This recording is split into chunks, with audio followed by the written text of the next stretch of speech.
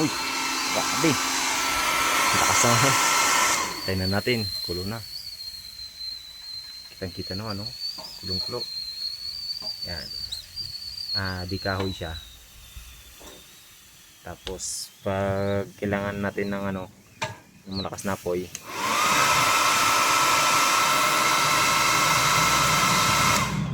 wala pa kasi akong nabiling blower na ano eh. Bibili tayo ng blower na ano. Ito pansamantala lang to. Yan, kulo na oh. Check natin. Aray ko. Oh, ayan kitang kita yan na punong-puno oh. Baka sabihin nyo eh walang laman kaya mabilis kumulo. Punong-puno yan. Yan. Ganun lang siya. Pag gusto mo palakasin, pull mo yung hangin. Bubulo agad ng apoy. Pag pinatay natin yan, ayan na. Ano siyang apoy. Tapos ditanggal. O, di ba? Pulo na ang ating ano.